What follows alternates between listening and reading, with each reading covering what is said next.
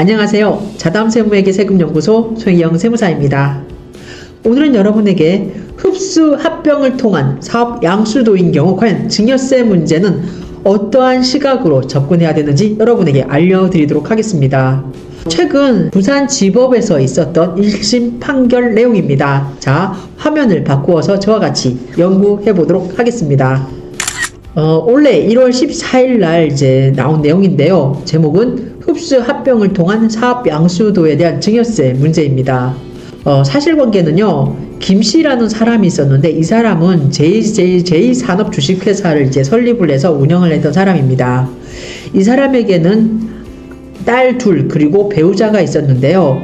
김씨는 JJ 주식회사를 설립을 해서 이 JJ 주식회사의 발행 주식 총 5,000주 중에 4,000주를 딸들에게 각각 2,000주씩 증여하고 나머지 1,000주는 배우자에게 증여했습니다. 그리고 이 증여와 관련돼서 물론 증여세 신고도 했고요. 그리고 나서 이제 합병전 회사 당초에 이제 김씨가 운영했던 JJ 산업주식회사의 그 주식 중에 일정 부분을 딸들과 그리고 배우자에게 이렇게 이제 증여하기로 했습니다. 일정한 시점이 흐른 다음 신설된 이제 JJ 주식회사가 기존에 김씨가 운영하던 JJ 산업주식회사를 흡수 합병을 하면서 사안이 불거지는데요. 이 흡수 합병 과정에서 JJ 산업주식회사의 그 주주들의 합병 비율의 주식 그 합병 비율이 변동이 좀 있었습니다.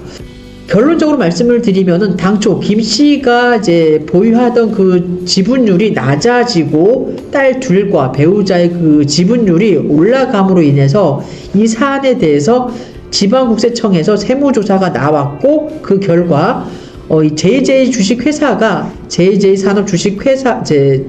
산업주식회사를 이제 흡수합병하는 과정에서 인적 물적 조직이라든가 국내외에 있는 주요 거래처들 무상으로 이전받아 그 기업의 가치가 올라갔기 때문에 이 올라간 거에 대해서 이 합병에 이제 이르렀기 때문에 이 사안에 대해서 증여세를 부과한다라고 하면서 증여세를 부과했던 사안입니다. 즉 우리 상증세법 제42조의 2 그리고 상증세법 제4조의 제1항 제6호에 근거해 가지고 우리 처분청은 증여세를 부과한 사안입니다.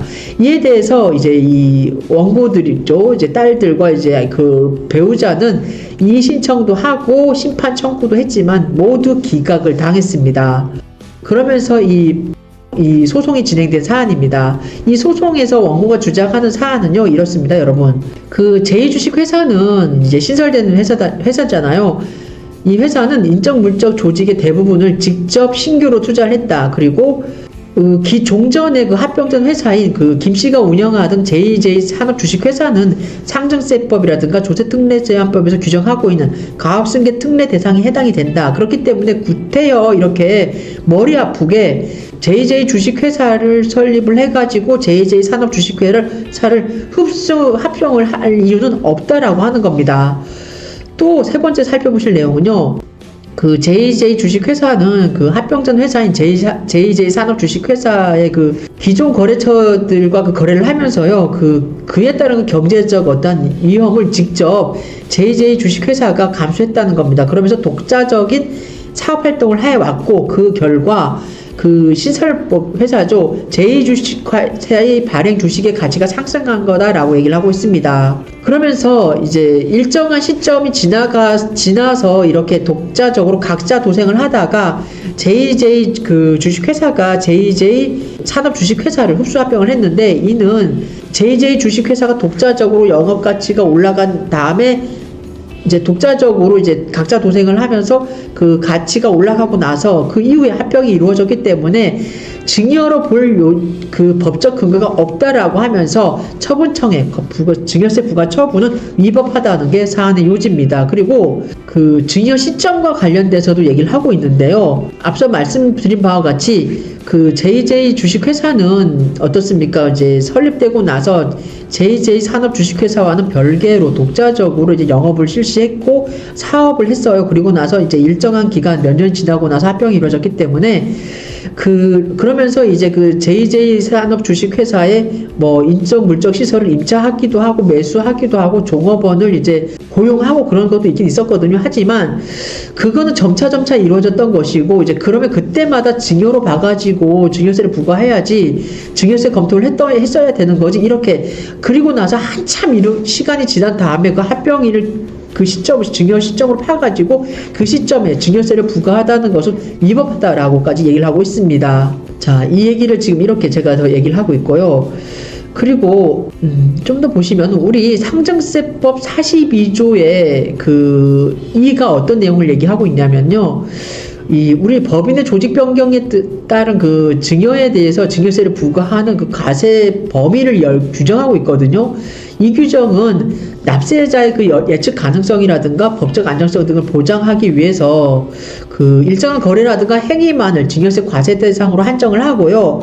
그 과세 범위도 제한적으로 규정해서 증여세, 과세의 범위와 한계를 설정한 것으로 볼 수 있는 경우에는 그때는 증여세를 부과하는 게 맞습니다. 하지만 이렇게 개별 가액 산정 규정에서 규율하고 있는 거래라든가 행위 중에 증여세, 과세 대상이라든가 과세 범위에서 제외된 그런 거래 행위는 상증세법 제2조, 제6호의 증여 개념에도 들어맞지 않기 때문에 우리 대법원 종전 판결 내용에서는요, 증여세를 과세할 수 없다라고 얘기를 하고 있습니다.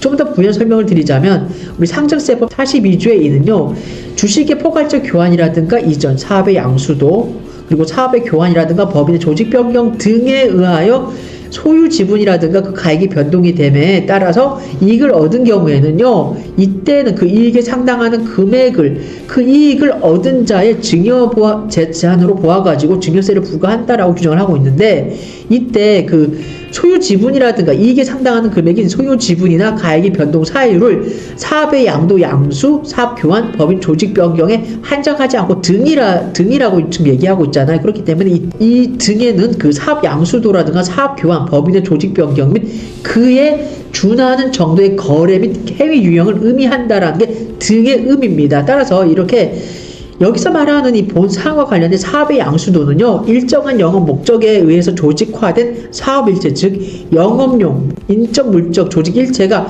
한꺼번에 이전됨으로써 이제 법인의 수익 구조에 그 중대한 변경을 가져올 수 있는 경우에는 그때는 증여로 보지만, 그렇지 아니한 경우에까지 증여로 보는 것은 좀 무리라는 겁니다. 그러면서 결국은 이제 이 사안의 경우에는 주주의 소유 지분이라든가 그 가액이 변동이 되는 일체의 거래라든가 행위를 증여세 과세 대상으로 규율한 것이 아니라 주식의 포괄적 교환 이전, 그리고 사업의 양수도, 사업의 교환, 법인의 조직 변경 또는 등에 해당하는 이에 준하는 거래 및 행위를 사유로 한 것으로 과세 대상과 과세의 범위를 한정함으로써 그 증여세의 범위, 과세의 범위와 한계를 설정한 것으로 보아야 하기 때문에 과세 대상이라든가 이 과세 범위에서 제외된 거래 행위, 즉 주식의 포괄적 교환이라든가 이전, 사업의 양수도, 사업의 교환, 법인의 조직 또는 등에 해당되는 이에 준하는 거래라든가 행위 외의 사유로 주주의 소유 지분이라든가 그 가액이 변동된 이 사례와 같은 경우라면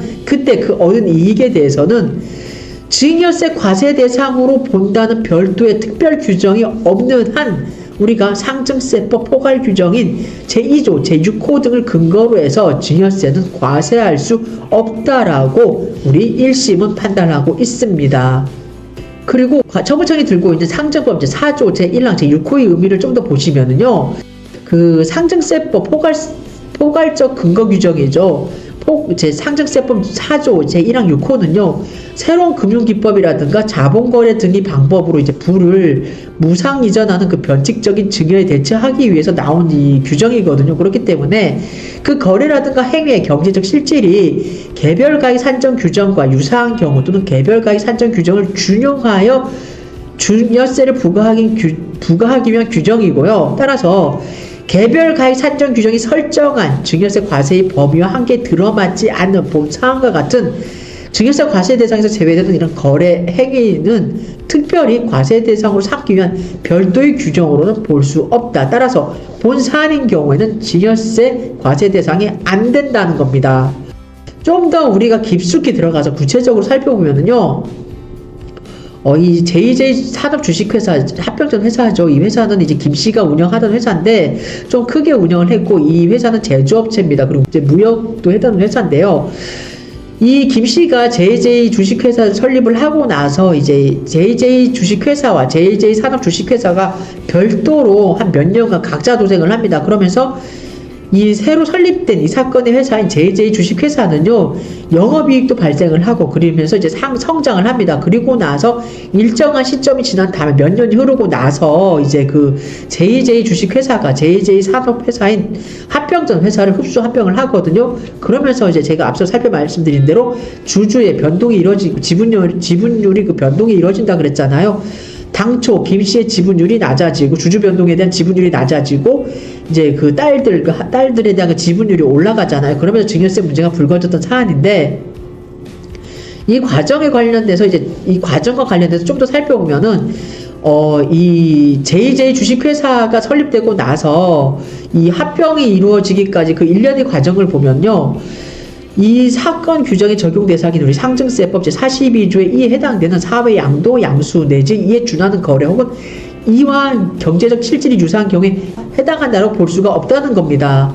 즉 아까 제가 말씀드렸잖아요. 각자 도생했다고, 그러면서 영업이익이 발생을 했다라고 하면서, 그리고 좀 더 보시면은 이 JJ 산업 주식회사는 JJ 주식회사가 설립된 뒤에도 이 합병 때까지 계속해서 사업이 운영이 됐고, 그리고 그 JJ 산업 주식회사의 물적 설비라든가 근로자, 거래처들과의 그 거래관계 등이 이전 역시 이제 JJ 주식회사로 부분적, 점진적으로 이루어지긴 했습니다. 하지만 그 JJ 주식회사의 설립 이후에 이 합병 전까지 이제 한 몇 년간 두 회사가 각자 도생을 했고, 사실상 동일한 사업을 영위한 것입니다. 하지만 JJ 주식회사가 설립 이후 이 사건 합병 전까지 이루어진 그 사업 형태는요, 일정한 영업 목적을 위하여 조직된 사업일체, 즉 영업용 인적 물적 소직 일체가 이전되는 우리가 통상적인 사업의 포괄적 사업 양수도와는 다르다는 겁니다. 따라서 우리가 처분청이 이 JJ 주식회사의 주주죠, 이 원고들에게 증여세를 부과한 과세 처분은 위법하다는 사안입니다.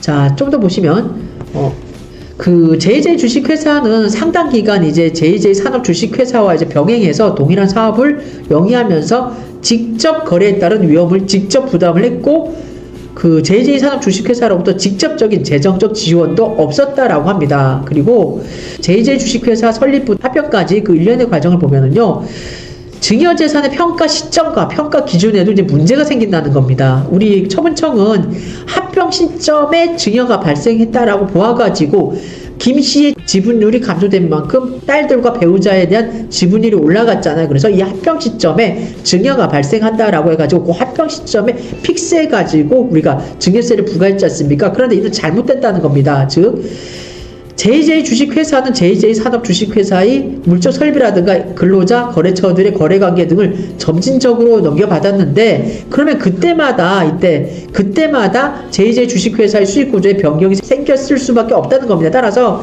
실제로 JJ 주식회사는 설립 이후 이 합병 이 시점까지 매출이 꾸준히 증가했고, 그러면 넘겨올 때마다 그 사건 처분에 있어서마다 그때마다 제 증여재산을 평가를 해가지고 증여세 부과 대상이 되는지 아닌지 그 과세 요건을 검토를 했어야 되는데, 이렇게 합병이 이루어진 그 시점을 픽스로 해가지고 증여재산을 평가해가지고 증여세를 부과하는 것은, 이것은 논리가 서지 않는다는 것, 즉 불합리하다는 겁니다. 그리고 앞서 살펴보신 내용대로 어떻습니까? 우리가 그 김 씨가 JJ 주식회사를 설립을 하면서 그 JJ 주식회사의 그 주식 5,000주에 대해서 딸들에게 2,000주씩 4,000주, 그리고 배우자에게 1,000주를 증여하며 증여세 신고를 납부를 했잖아요. 그러면 그 흡수합병 과정에서 지분율이 이렇게 틀려지는 것 등은 이제 그 당초에 그 김 씨가 이 딸들 등에게 이 주식을 증여한 데서 이제 그 원인이 나오는 측면이 있다라는 겁니다.